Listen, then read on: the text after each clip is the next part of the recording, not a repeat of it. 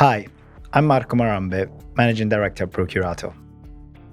In this podcast series, we're spending time with procurement and supply chain leaders, and we talk about their career and how they got to the top of the chain. Join me as we go through their journeys and their tips and advice on how to get to where they've got to.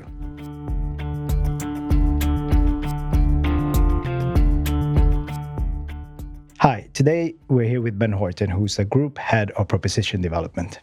Hi, Ben. Hi, good afternoon. Good to see you. Thanks for attending. And Ben, we're going to jump into your career. And for those watching us, they'll be wondering why the title is slightly different from the usual, but I'm sure it'll transpire as we go through, having started in procurement, how the skills that we've learned that we have can easily translate into other roles. And you can become very senior, which you are currently in your position, within another role, even having started in procurement, which is going to be, I think, a fascinating journey. And let's hope so. Yeah, I'm sure it will be.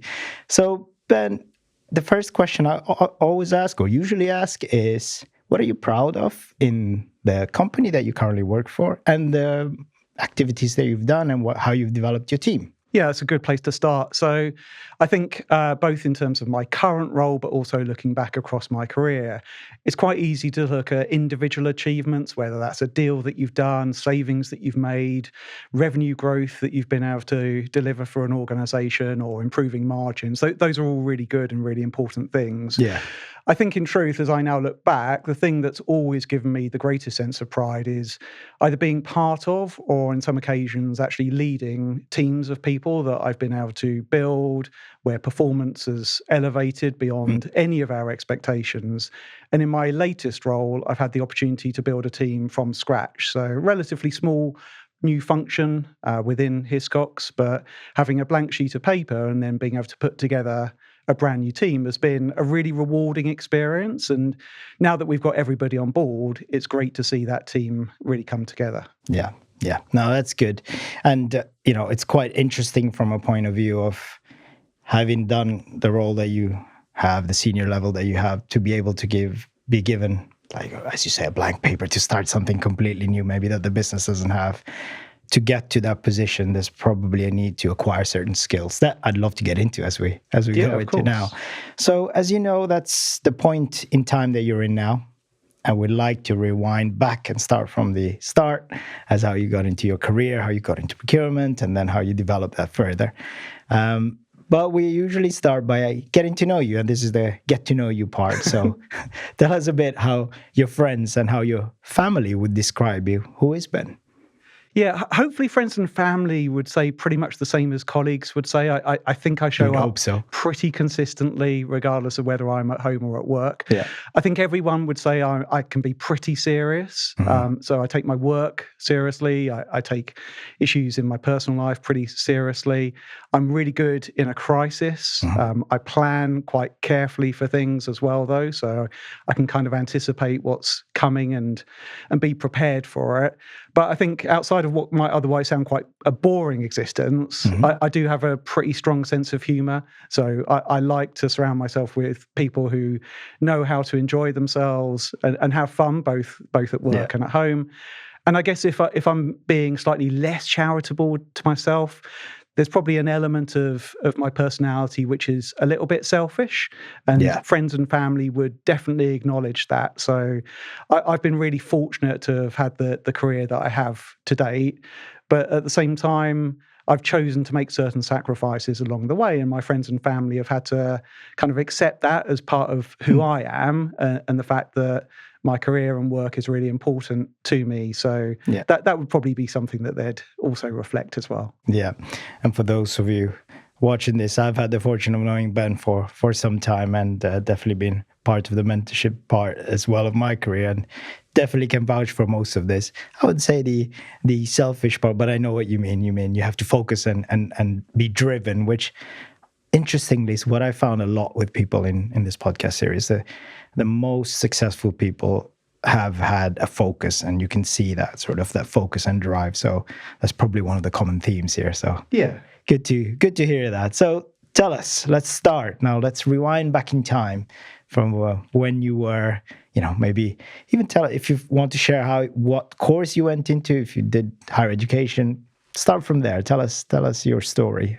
Yeah, how did I get into procurement? How did you get into procurement? So I guess the world of work even. Yeah, I guess in common to a lot of people, I kind of fell into procurement. It was a bit of a happy accident. Yeah. I don't know many people who are 10, 11 years old at school and have procurement as their number one aspiration, right? Next to the fireman or the policeman. Yeah, or an astronaut, right? My original ambition, though, was to be a lawyer. Indeed, I went and did a law degree with the express intention of practicing. I got halfway through that degree and with impeccable timing decided I didn't want to be a lawyer after all, but I was far too conventional to drop out and form a tech company. So I finished my degree and figured that I would just sort it out once I'd got that piece of paper under my belt. So my intention was to just take a bit of a temp job to pay the rent for a few months and apply to a number of different graduate schemes. In consultancy or financial management, most likely. But it just so happened that the very first temp job that I did was in the procurement department of my local NHS Trust. And my very first job was turning paper requisitions into electronic orders. So literally just fingers on keyboards, typing them into the procurement ordering system. And that's how I got into procurement. Yeah. And that was the initial start of your career, which I imagine, having done a legal degree, at that point you knew the term procurement. You didn't really realize there was a whole career that it encompassed or potentially could go down. Yeah. So that must have been quite an interesting discovery in a way. Yeah, I don't think I even recognized it at the time, right? So why did I take that very first job? It was because it was offered to me and it paid me £3.25 an hour. And that was more money than I'd ever been paid in the past. Priorities. So I definitely didn't think by the end of the first week, well, that's it. I found my happy place and I'm now going to have a procurement career in front of me. But again, a little bit by chance, after the first few days, the person who was heading up the contracts negotiation team, which was part of the same function but a different department, came and tapped me on the shoulder and said, "Oh, I hear you've got a law degree. It just so happens that one of our negotiators, who also had a law degree, was actually going back into practice law."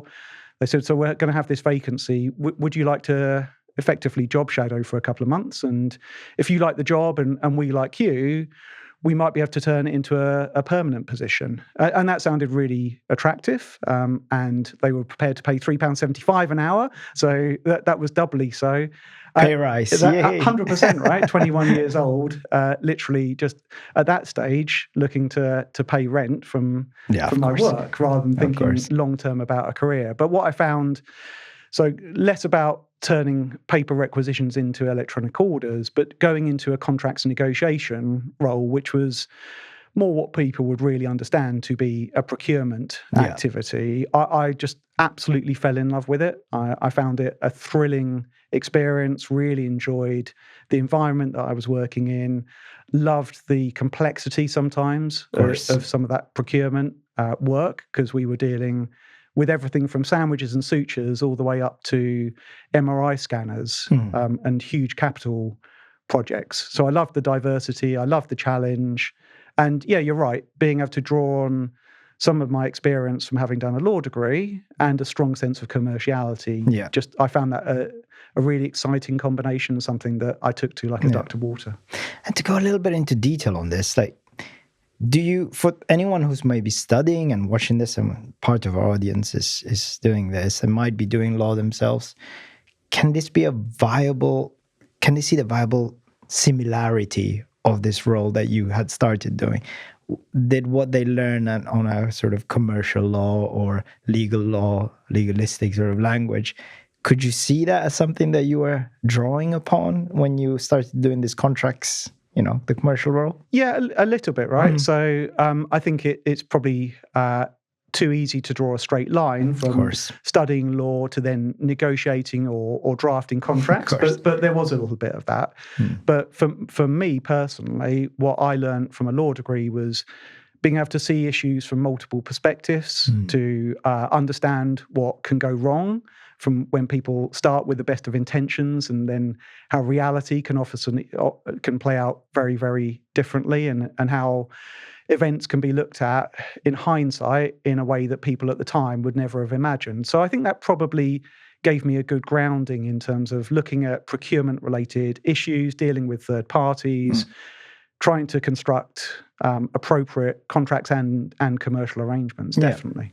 And you mentioned an interesting part there, of course, around going from tapping into a keyboard and doing those commercial negotiations, which, again, it was probably giving you a really good grounding to do this constant machine of negotiations, even transaction by transaction or transactional type procurement, to this, which is a little bit more strategic. But I understand you had a feeling of a higher purpose because it was measured in a very quite strong way, I think. Yeah, and again, I don't think I realised at the time that this was relatively unusual in terms of having a really strong sense of purpose. But it was important at the time, and it's made me think carefully in subsequent roles around how we think about the value of the work that we do. So at that moment in time in that NHS Trust, our mantra was that for every £25,000 that we saved, that was a hospital bed that stayed open for another year. And that was a really clear sense of purpose. £1 million saving, that was 40 hospital beds, an entire ward that stayed open for another 12 months. Yeah, and for people looking for a purpose, I suppose that was as clear as it got. At that point in your career where maybe you didn't appreciate all the other things which come on the back of it, as we discussed, 25,000 savings might have not been exactly that, but it was a clear purpose and it was a clear metric that you could use. I mean, that's the trick, right? Because numbers ultimately are clearly very abstract. So being able to turn an abstract concept like £1 million savings, I mean, £1 million is a lot of money, but if you're working for a multi-billion pound organisation, then all of a sudden it becomes a bit of a rounding error. But if you convert that into something really concrete and practical, I think that keeps you coming back Monday through Friday, determined to achieve the most that you can for that organisation. And lots of people who are getting into the world of work or starting their careers, especially at this generation, sense of purpose is a really important point. And it looks like you are, in a way, fortunate because you worked for something that is very recognizable. There's a look, there's a touch, there's a feel. You are a client or a customer of the NHS in some form or the other. So that must have been quite an eye-opener for you to be able to connect the legal part, the commercial part of it, the NHS part. So for us to get to know you a little better on that side, right? Would you say that that's a driving force of yours behind you having a sort of purpose, or is it more about knowing that you understand something, that you're adding value, and it's a logic, which I know the answer given how you sort of your career evolved. Look, I think for me, it's always around feeling like I'm making a difference, and that difference can manifest in a variety of different ways. Sure. So absolutely, it may be a direct link to something which is some moral purpose of an organisation, some societal good, creating value for shareholders. These are all really valuable purposes at a corporate or an institutional level. But equally, you can have a manifest difference on the people around you, and the difference you make to them and their working lives can give you a really strong sense of purpose. So yes, I would say having a sense of purpose, being purposeful about the work that you're doing and the way that you're doing it has always been important to me. But the way that actually plays out from one part of my career to another, one organisation to another, is different. Yeah, that's great. And at that point in your career, of course, being able to combine all these things, plus the £3.75 an hour instead of the £3.75 an hour, 25. Right? I mean, that was definitely going to be standing out. So that's good. So I think you were team leading at this point, or were you starting to team lead, or were you starting to look after people? That's another interesting complexity that you already had to deal with. Yeah, again, you never really realise that these things are unusual until you get the benefit of later perspective. But it was pretty unusual, I think, in that I got to start leading people within about 6 months of me joining the workplace. So I know it's much more typical that people may take a few years before they're given any kind of management responsibility. It was kind of thrust upon me at a very early stage, a combination of good fortune and me being in the right place at the right time, and I guess me having made a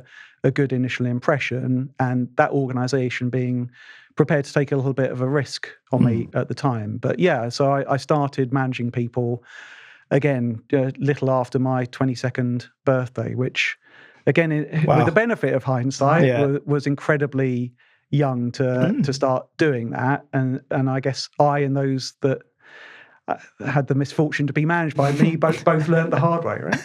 Well, let's open that, because I'm sure that someone would have identified that you don't get to lead teams. But again, using hindsight and knowing your management style, how do you recall you thought was the right way of managing at that point? And then how did it actually evolve or transpire, and what did you learn? Two very different things. Yeah. So again, somewhat classically, I got the job of managing people because I was the best in the team at doing the work. And I think that almost led inevitably to my view of management in those first couple of years as being really there to tell people how to do their jobs better, because I could do their jobs better than they could. So that made me probably a complete micromanager, someone that was incredibly task focused, would have a high degree of control and oversight of the work that all of my team were doing.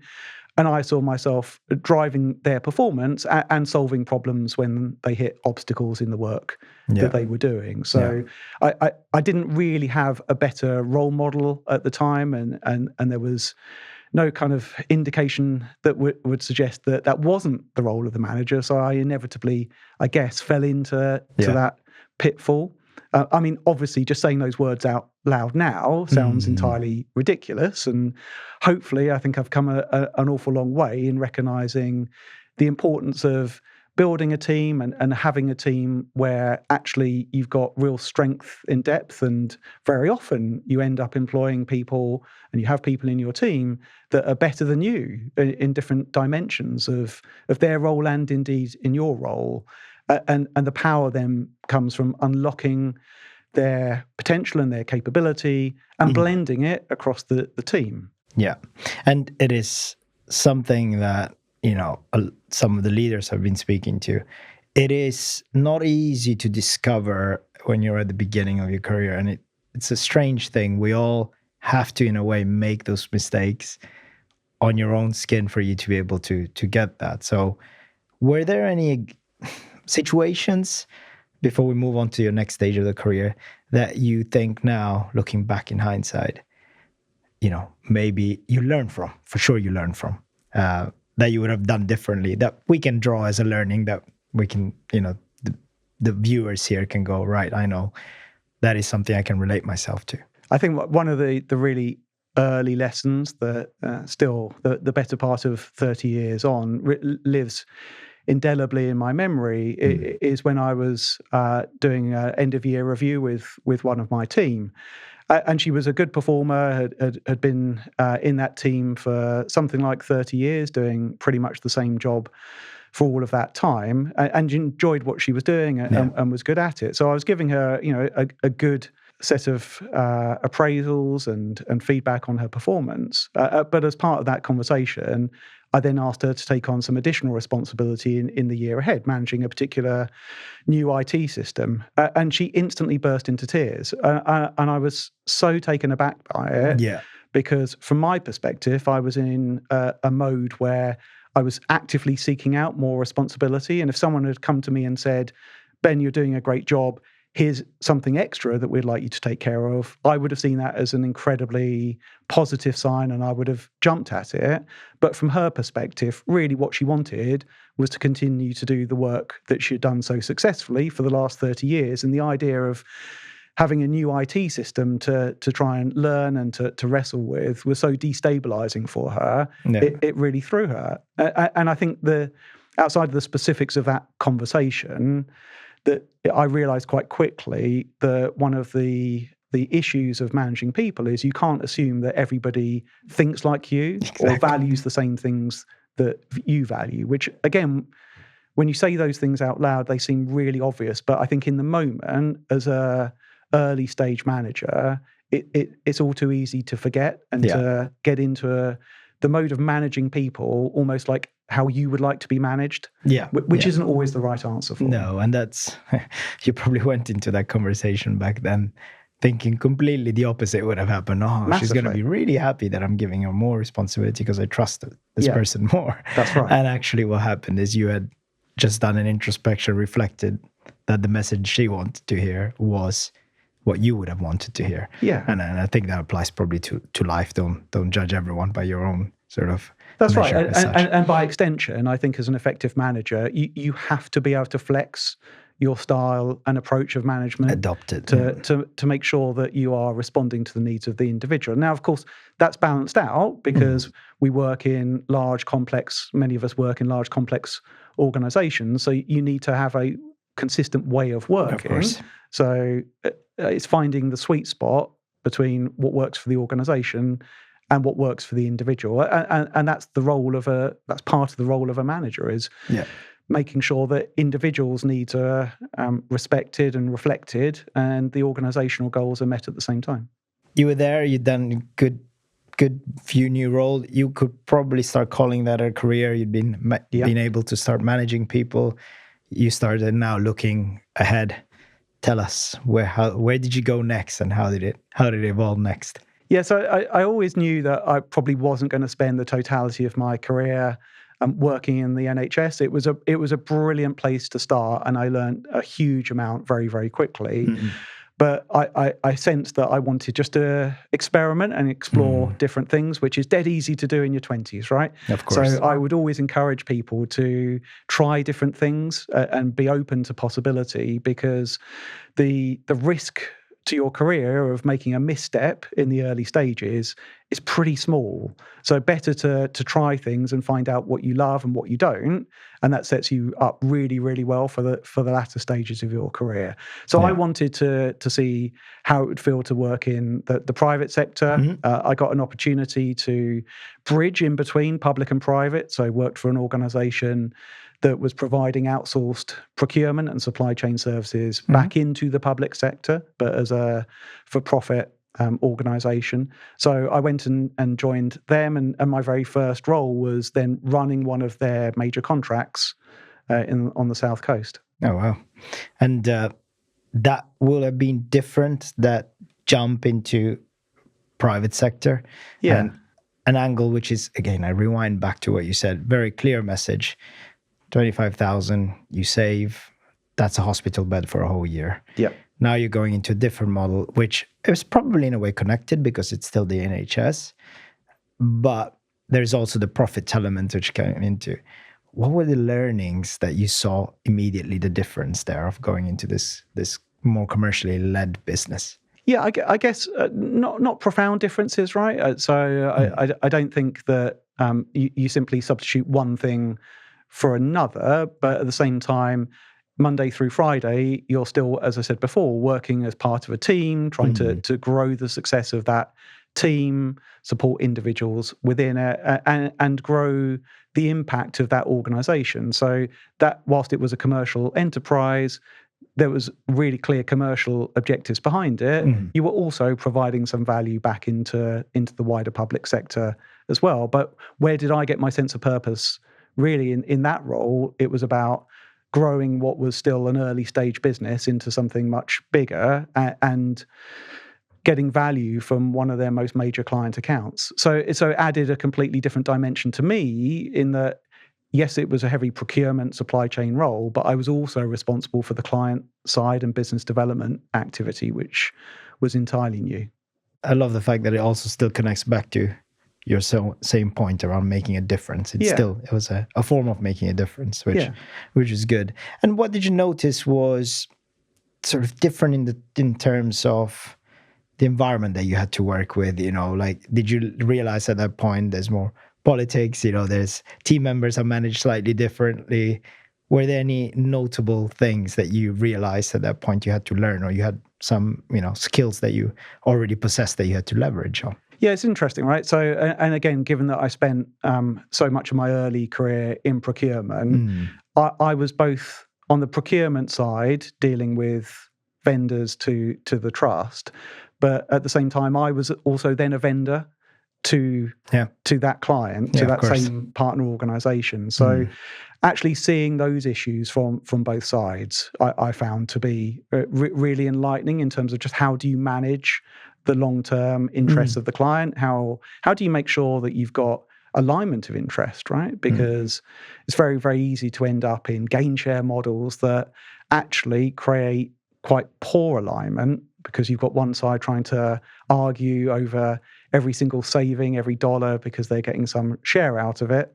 And on the flip side, a client almost perversely incentivized to find holes in those arguments and try and underplay the performance of the team. So stakeholder management, client management, managing the commercial realities of being in a corporate organization, still within the context of the public sector day to day, was an interesting combination. Yeah, it must have been, especially that balancing act that you had to do around managing the commercial aspect of it. And it's a typical point, especially for us in the consultancy side, where speaking to a client and being able to get the balance between what they see as a nice return for what you've been able to achieve versus the number seeming to be a bit too big, yeah, for sure, or inaccurate is probably one of the more difficult things to manage. And it was good for you to be able to start seeing that, because I suppose in many ways you would have already gained quite a number of category knowledge, bits of expertise, but that part of it as well, managing those third parties and external parties which provided that, must have been quite an interesting. Yeah, definitely. Journey. And I think as well, again, going back to my previous point around how do you build an effective team and how do you become an effective manager of a team, I was far more reliant on the capabilities of the team that I had in that role, because so much of my time was spent outside of the day-to-day operations. So I was just that one step further removed from the day-to-day, because I was undertaking work that absolutely couldn't be done by anybody else in my team, i.e. managing the client. Yeah, no, that's a great skill to learn at that point. So how did the role evolve next? Where did you go next then? Yeah, again, so I did that for a couple of years. Okay. And then there was, again, just a real openness within me to look for different sorts of roles, different contexts, different opportunities.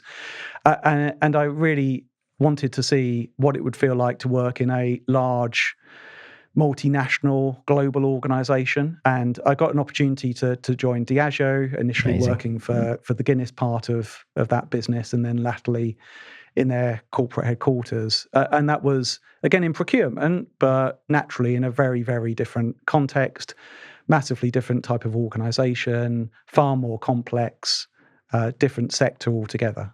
Yeah, and Diageo, one well-known brand, Guinness being one of their more successful arms. Again, you're probably learning now at this point, procurement in the context of P&Ls within larger firms, which are sort of bigger families, and also inevitably there must have been some interesting, politics, which then comes in. Different departments of different teams.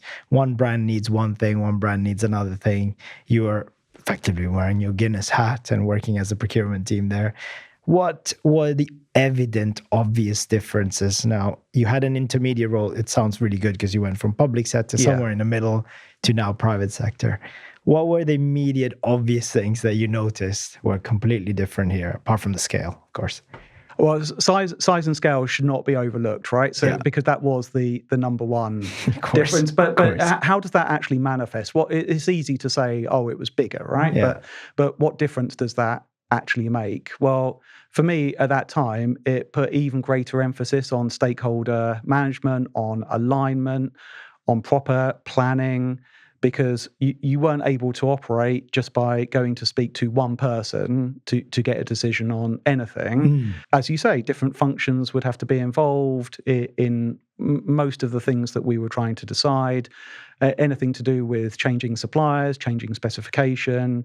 You'd have a variety of different people and, by extension, functions that would participate in those decisions that were being made. So the orchestration of change and the stakeholder management became critical. Knowing the right answer to something or having a great idea really was about 10% of the challenge. It was how do you get that done in a highly complex matrix-driven organization. Yeah, the execution, getting it through its various stages of approval. It's like you have this idea or you have this solution, but turning it into reality. It was probably quite an interesting journey that you had to go through. So for those who are maybe watching this and going, oh, I've gone from a small, medium firm, I've gone to the large things, what would you say were the things you have to really prepare yourself for? And with the benefit of the hindsight again, look back at your career and go,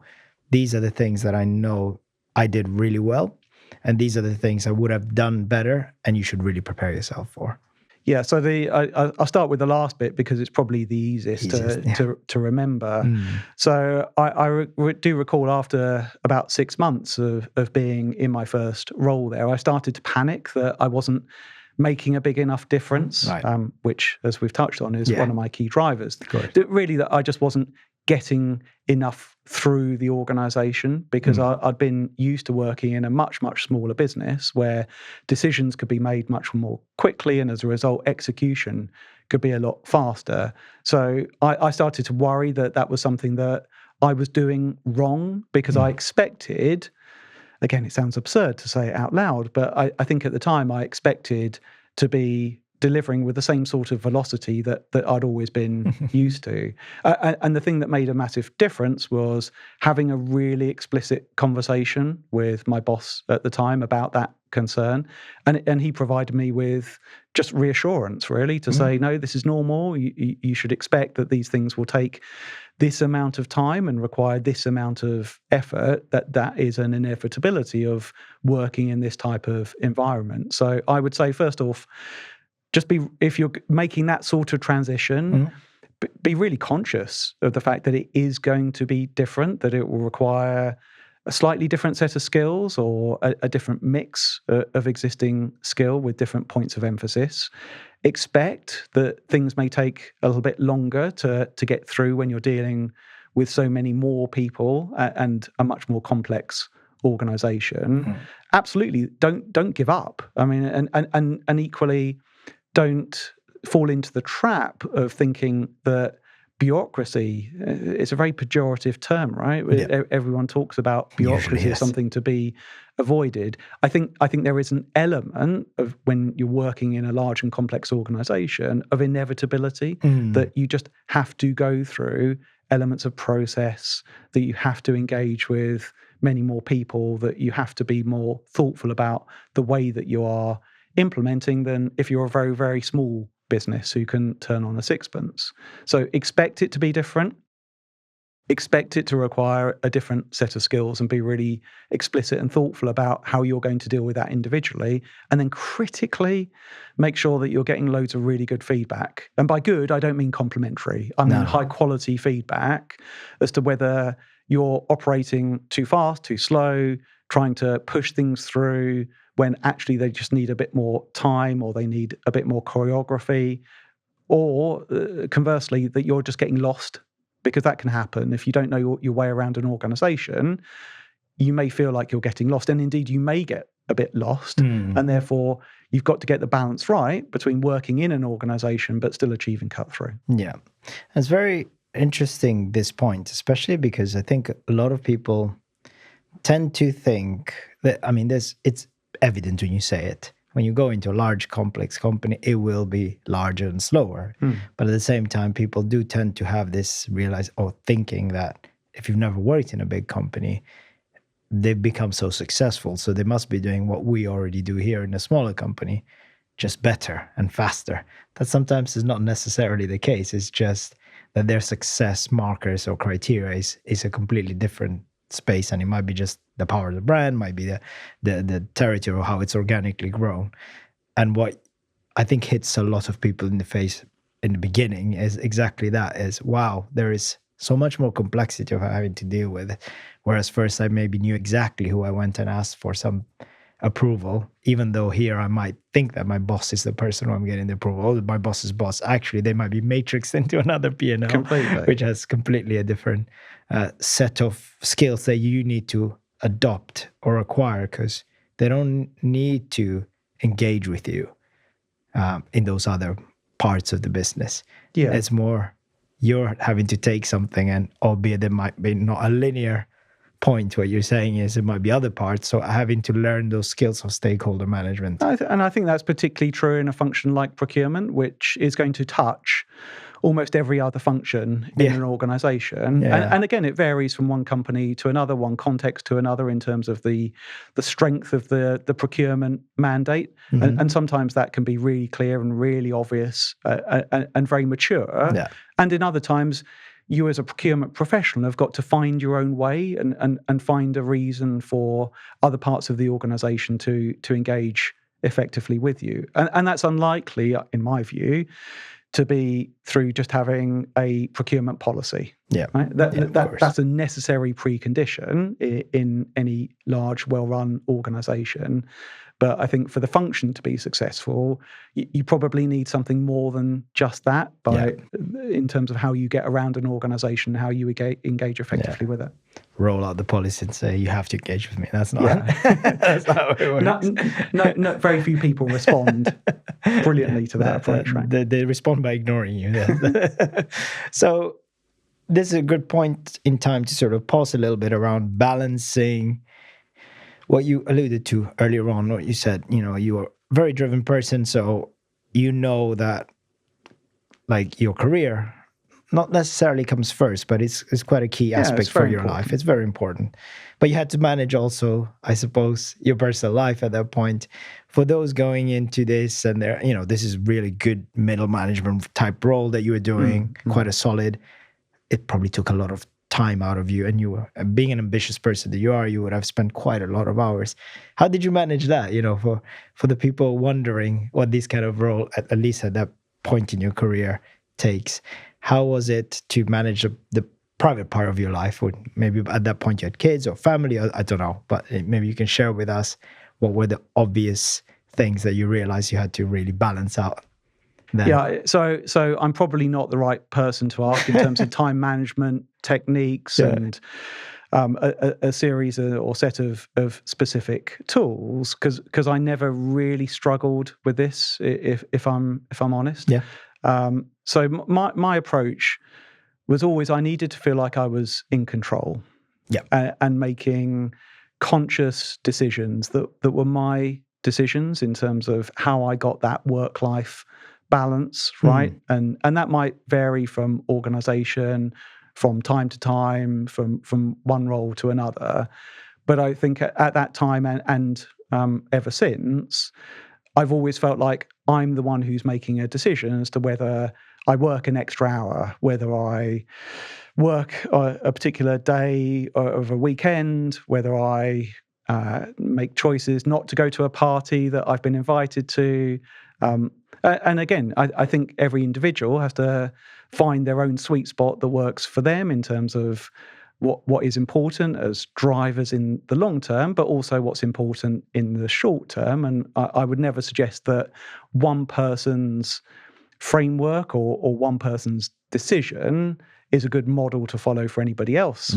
But what I would say is I think it's critical that you always feel in control. And if you don't, in my experience and in my observation of others, that's often the really stressful point to be in, is if you feel out of control, if you feel like the demands of any part of your life, it's not just work, right? But any part of your life are crowding out the other parts of your life in a way that you are not in control of. That can be a pretty damaging position to be in. Yeah. But as long as you feel like you're making conscious, explicit choices and you're comfortable with those choices, then have at it. Yeah. And that's a very powerful message there, because it's about control. It's not someone else making you do things in a certain way. You've decided to spend potentially weekends for a whole 6 months working really hard because you want to achieve a certain target, and worked all of the time that you had, but you knew that it was your intention in your ability to try and get somewhere, which was driving this rather than something else or someone else, or just be a sort of passenger in this journey. Yeah. So that's look, I think it's important to have boundaries. It's important to make discrete choices, right? And that's what I mean about every individual will find that the point of inflection and the point of balance that makes sense and is right for them. And the only thing I would say is that it's critically important that is a conscious and deliberate and in control act, rather than one where you just feel overwhelmed. And again, it's not about just being overwhelmed by work, but overwhelmed by any aspect of your life that crowds out the others. Oh, that's great advice. Thank you. So there you are, Jed, you're doing a really good, strong, powerful role that you're learning, and you are able to actually achieve a lot, learning all about these complex, large companies. But none of this comes without the help of some direction from managers, some mentorship. Give us some of the, interesting tips that you may have learned, some maybe mentorship that was very powerful at that point in your career that really taught you something that in hindsight, again, looking at your career then, you really leveraged on and you pushed on, and that stand true to today.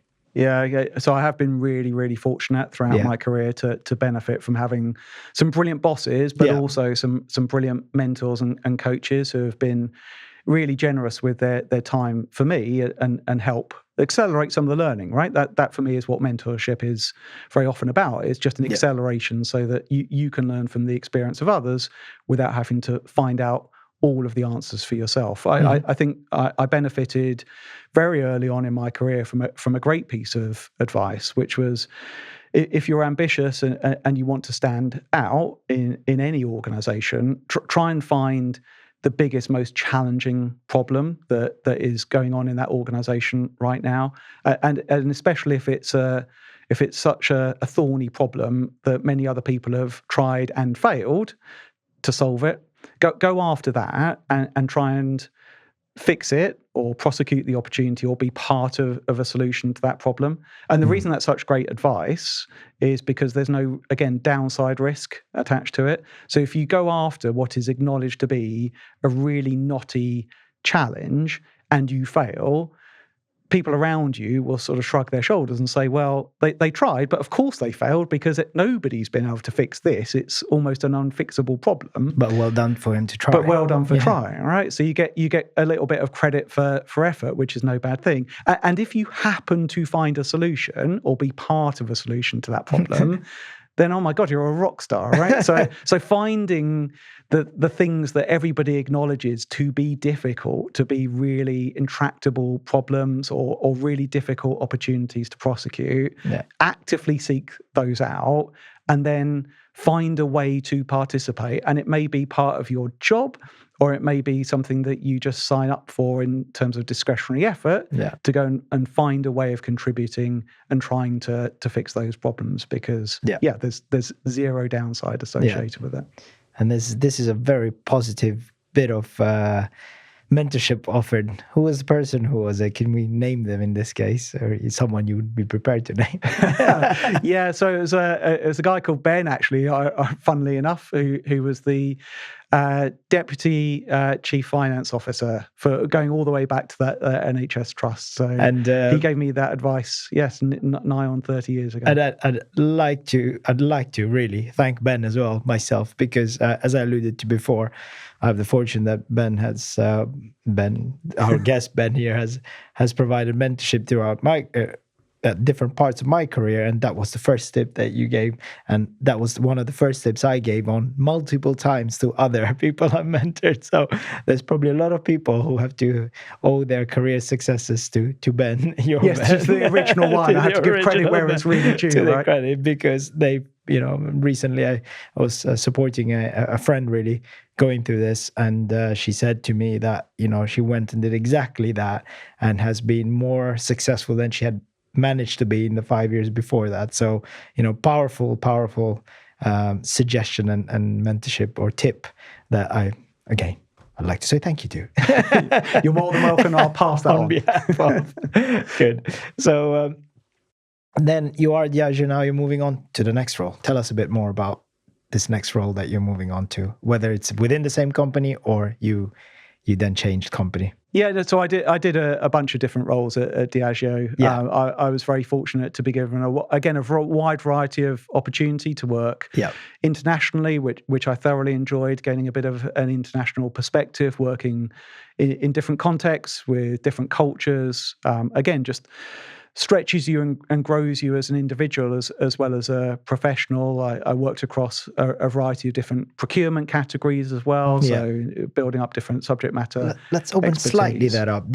What would you say your biggest learnings of having to deal with different cultures at that point in time? Because again, if I go back and go through your career, NHS, a part in the middle which dealt with the NHS, then into Diageo, then into this more international role. Yeah. What were the obvious standout things that you noticed in having to operate across, different territories? The first and most obvious one is that it can be quite a humbling experience in as much as if you've been pursuing a particular profession or building up expertise in a discipline for some time, when you then go to a completely different context, whether that is a different organization or more obviously a different country, then you have to not exactly forget everything that you've learned, but you should not assume that all of the things that you've learned for the preceding decade have automatic applicability to that new context. So you almost have to force yourself to start all over again and take almost no prior knowledge into a situation and learn about what that local context is. So whether that is about a different team, a different country, just different jurisdictional differences, as well as just different contexts and cultures, you almost have to put yourself back at the beginning and spend a lot of time learning the specific subject matter all over again. Hopefully you can accelerate because you've developed some skills. Of course, yeah. And you can draw some parallels, but you absolutely have to avoid the instinct to, again, going back to my example of dealing with just a different team member, you have to avoid the instinct to assume that, oh, you've seen this somewhere else before and it's going to play out exactly the same again in a different cultural context. Yeah.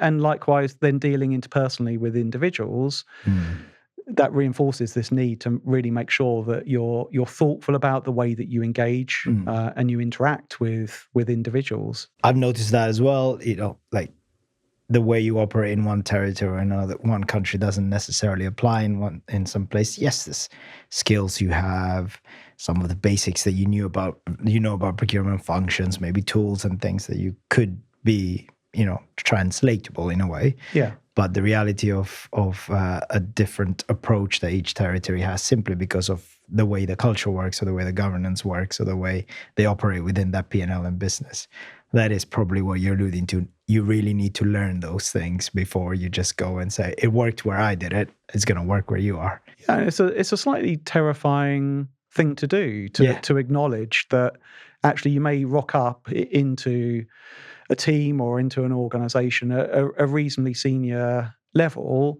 and then accept that actually you don't know the answers yet because you haven't fully understood the question. Yeah. So you've got to spend time understanding the question and the context before you can make a really effective contribution to the answer. Yeah, no, that's another powerful tip. Thanks.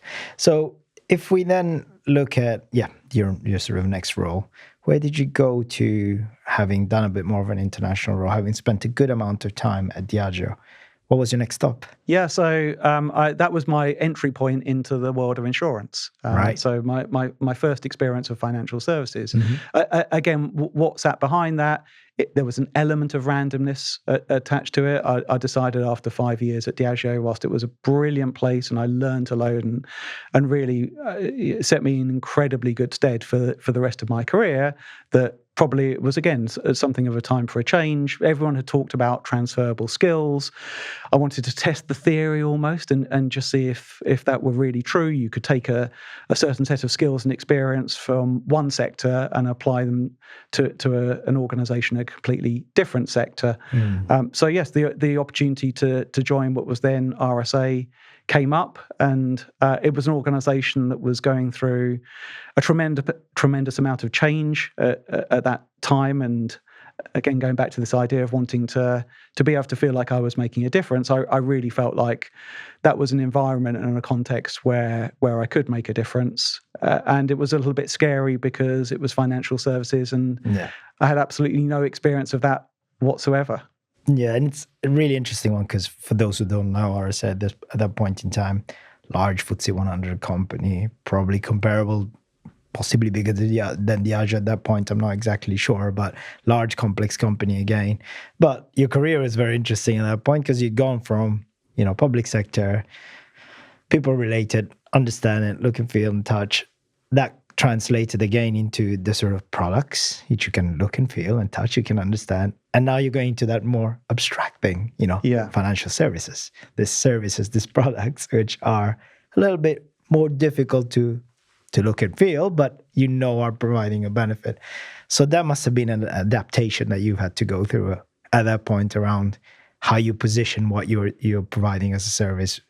I imagine still in procurement at that point. Yeah, I mean, and this was the other interesting aspect of this point in my career, because I had pretty much decided that after having spent a decade in procurement, I wanted to test myself and try something different. So I joined RSA in a procurement role, telling them that I didn't want to work in procurement, which was an interesting way to approach a job interview, right? Exactly. Fortunately, my boss and the hiring manager... I'm applying for this role, but I really don't want to do this. that was the kind of conversation I had at the time.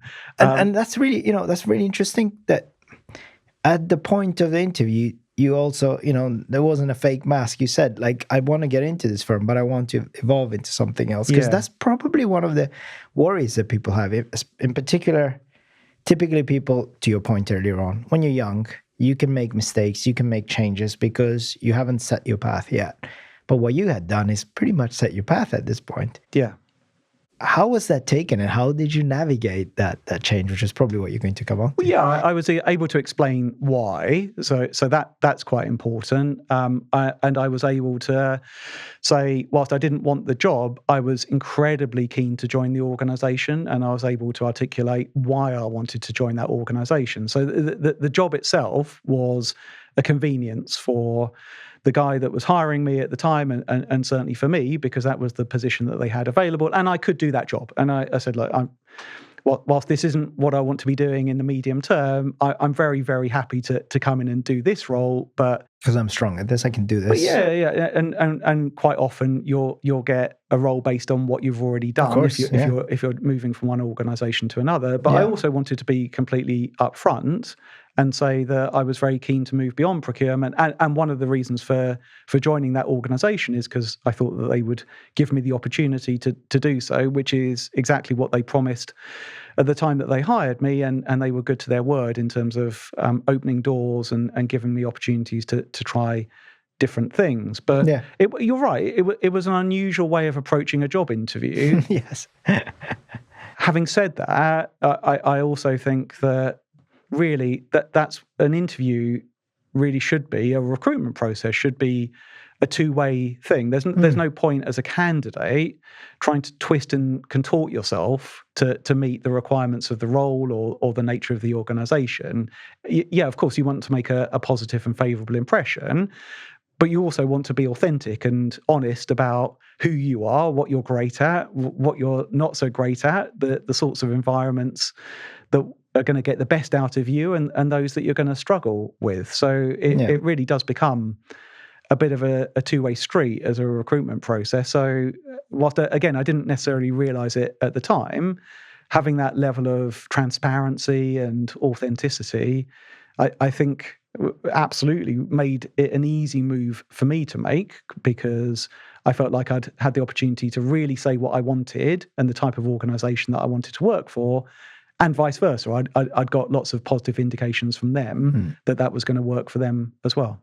And as we are on this topic of recruitment, not necessarily recruitment, but interviews, really, this is a question that comes straight from our polls that we've recently sent out, which is, what is, in your eyes, and I'm going to break it into three different areas now, all right? So the first area is what looked, not only at that point, but even now, putting aside potentially the skill to do the role, procurement at that point or any other role, what are the markers of a good candidate for you looking to hire someone who you maybe interview? And then for you, what are the markers of a good, strong leadership that you're interviewing into? So those are the first two questions. So what are the markers for you that you see as someone who's strong for you? You believe in an interview scenario is a good candidate for you. What do you look for in a strong candidate? It's difficult, I think, to generalize too much. But having said that, what I would say is finding candidates that are really clear about why they want that particular job and why it's the right organization for them. So if a candidate can articulate why they believe that this is the sort of role that they are likely to be successful in and enjoy, right? And that it's got to be something that they can make a case that shows there's an element of passion, conviction, belief around the job. Yeah. And just as importantly, the organization itself. So having a candidate who knows a bit about the organization and hopefully more than you can just glean from a website. Yeah, done a bit more research. Yeah, than just that's right. Can give you a reason to believe that they understand the organization, they understand themselves, because that's what you're really trying to find out, I think, through a recruitment process. The candidate's trying to find out more and more about you, and they understand themselves, hopefully really, really well, and they're trying to find out about the organization, and vice versa. You understand the organization really, really well, and the role really well, and you're trying to find out a little bit more about the candidate. And the more the candidate can do to bridge that gap, then the easier it is, I think, to see them as being likely to be successful in that organization in the long term. Yeah, which in a lot of situations is what you're looking for. You're not just hiring for a role. You're looking to bring talent into an organization with the hope that you will both grow together. Of course. And you as Ben, or going into maybe if you're applying for a new role, you're looking to evolve into a new role within your existing firm. What do you look out for as the markers of a good leadership that give you the sense that this is the right approach for me? These are the markers that I can see of someone who's going to develop not only my career but help me develop what I want to achieve in this company. So I think that one of the things that I would always try and look for as a candidate going through a process is to get a real strong sense for the organizational culture. So I would say I would encourage people to meet as many people as possible, to ask about what the organizational culture is, both good and bad, and to calibrate how consistent that is. Again, one of the downsides of a lot of recruitment processes can be that you might only get to meet a couple of people from what is a very large differentiated organization. So the more people you can meet through different stages of a process, the better, and try and get a really firm handle on what the culture of the organization is. And then the second is the direction of travel. So what is the ambition? What's the intent of that organization? And how significant is the role that you're applying for to that ambition? So if you can find an organization which is culturally consistent with the type of organization that you like to work for, the chances are that the boss that you have, the colleagues that you work with, your teammates, the people that are in your team, they're going to share a lot of that same culture. And that's really important in my view.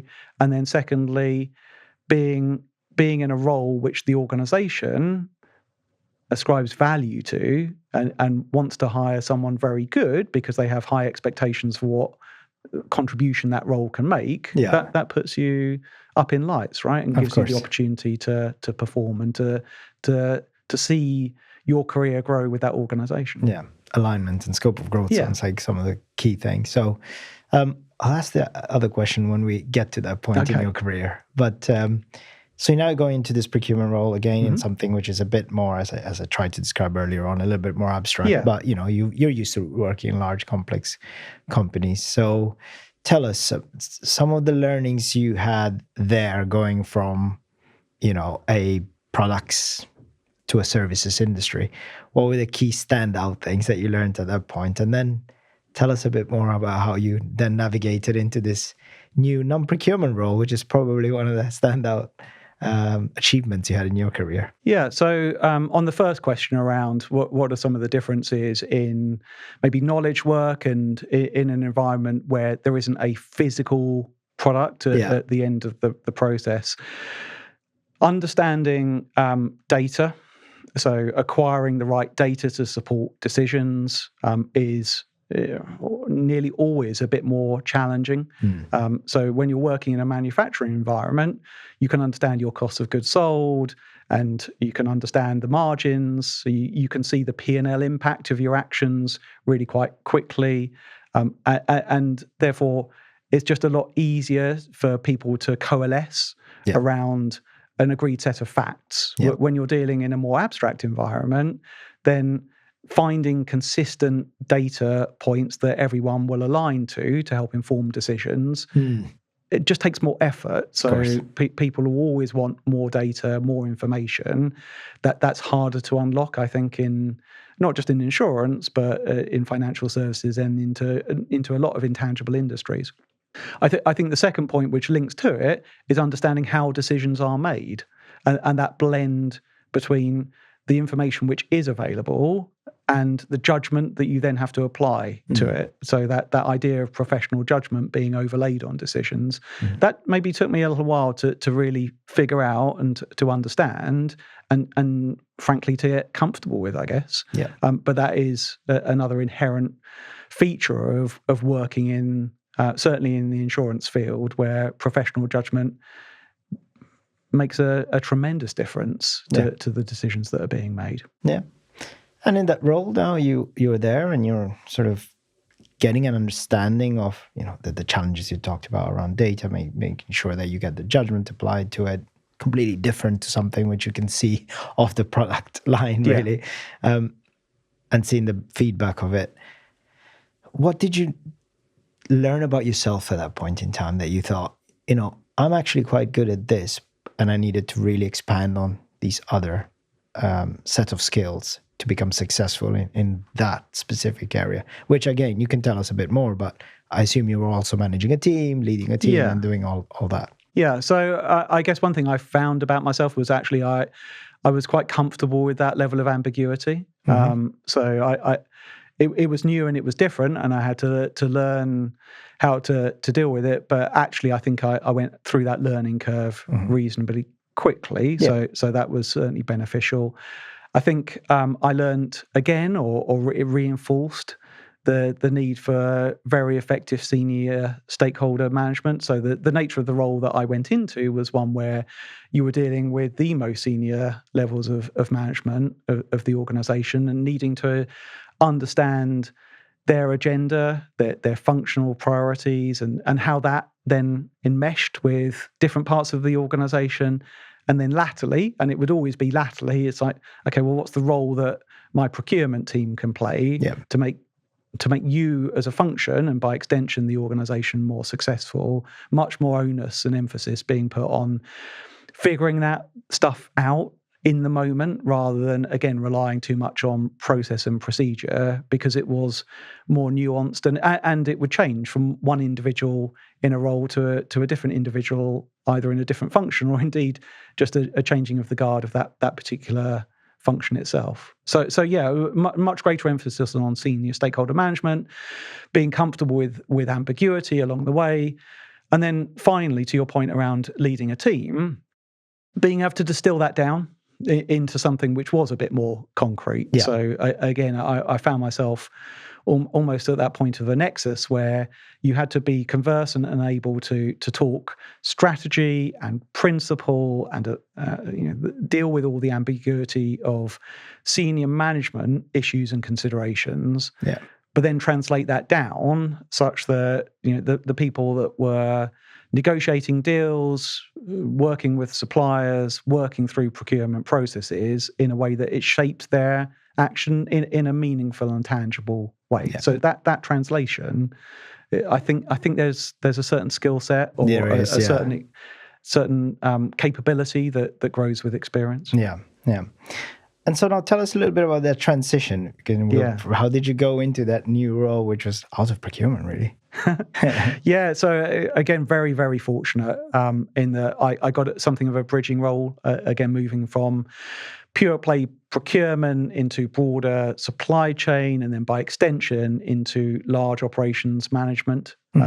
So I was just able to move different points of emphasis rather than it being complete black and white from, do one type of job on a Friday, come back after the weekend and go into something that's completely You're taking different. parts, but I think probably to your point earlier on around going and solving problems, big problems that others are trying to fix. So I'm assuming you took problem by problem, fixed that as much as you could, and that probably transitioned you slowly into that space. Yeah, and again, one of the advantages, and one of the things that I think is brilliant about procurement is you do get to touch so many different functions, right? So I'd worked with stakeholders in these parts of the business before, and had a pretty solid understanding of what was important and what good looked like. So again, it was a nice way of transitioning from a procurement supply chain role into what was then an operations management role. But then there are also some differences as well. And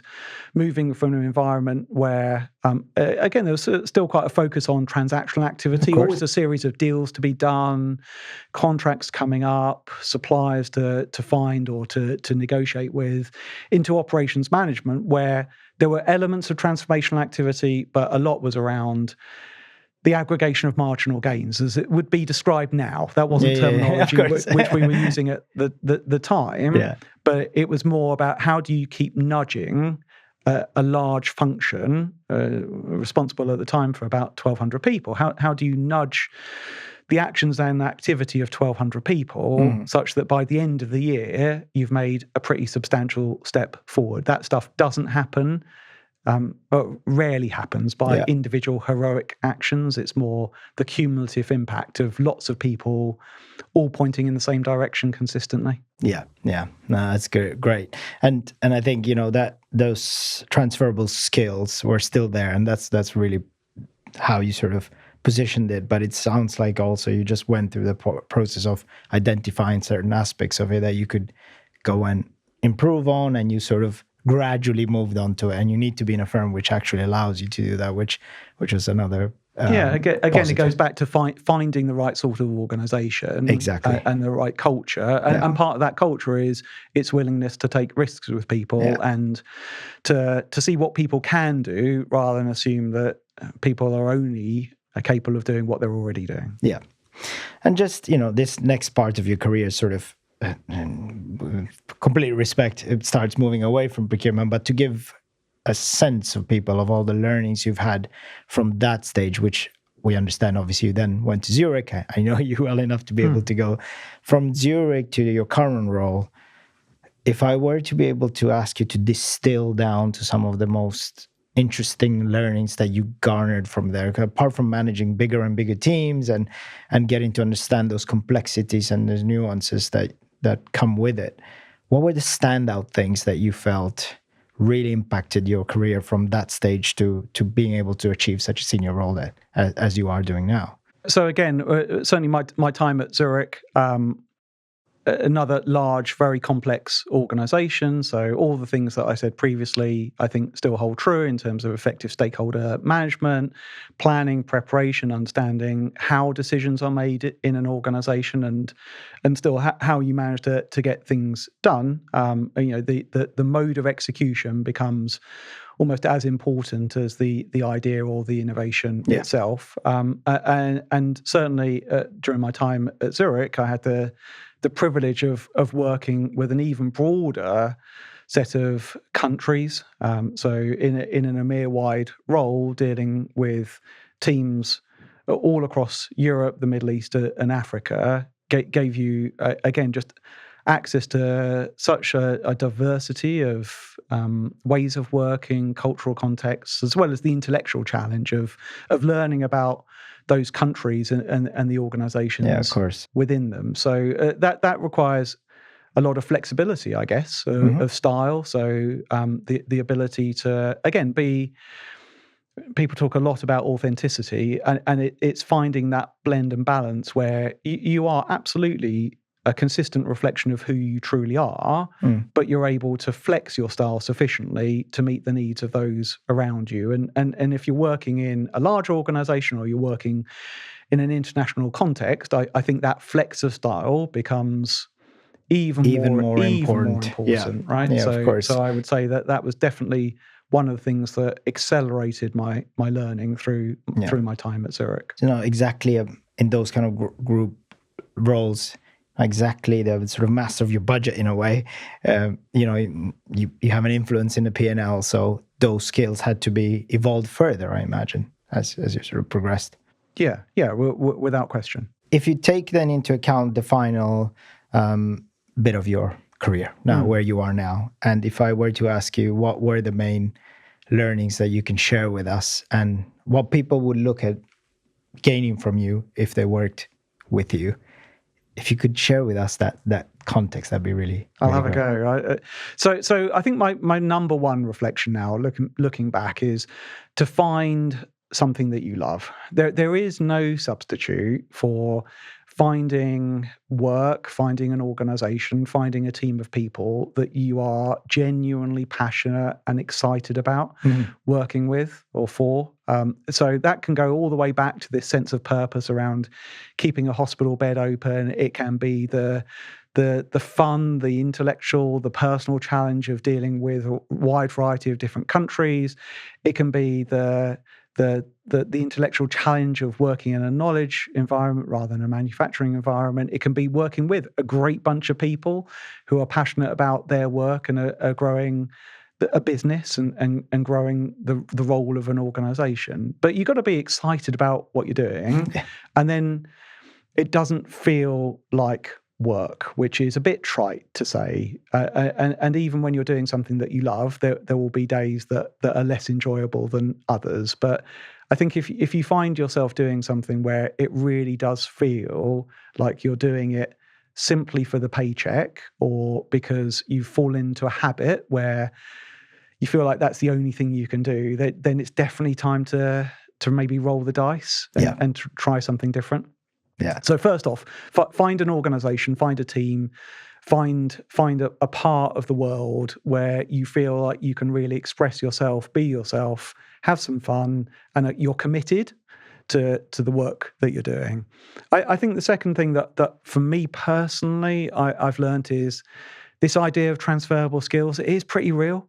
So it's maybe a little bit unusual for people now to work across so many different sectors, do so many different types of role. The similarities or the points of consistency across private sector, public sector, FMCG, financial services, underwriting, claims, operations, procurement, there's actually a lot more that's common and consistent than there is difference. So it's the old 80-20. And I think if you back yourself, you can believe that you'll bring 80% of the required skill set to a role, and you will learn the other 20% as you go. And as long as you're working for an organization that's prepared to accept that, then you can have an awful lot of fun. I used to think when I was in my 20s, that my 20s was all about learning and development, and that somehow then in my 30s, I'd reap the harvest of that investment. I got into my 30s and found, no, actually, I still want the learning curve, and got into my 40s, and you still want the learning curve. And I just don't think that process has to end. And if learning new skills, learning about new organizations and new environments is important, that's something that you just have to force yourself to embrace those learning curves and find those challenges, and sometimes shake things up because that's going to get the best out of you. Great. Thank you for everything, man. That was really interesting, really insightful. Thanks for your time. Thank you. Great. In this series, we have been very fortunate to bring to the fore the stories of some of the great procurement and supply chain leaders. If you feel like you have a great story to share with us, do reach out, as we'd love to share your story with everyone in the community.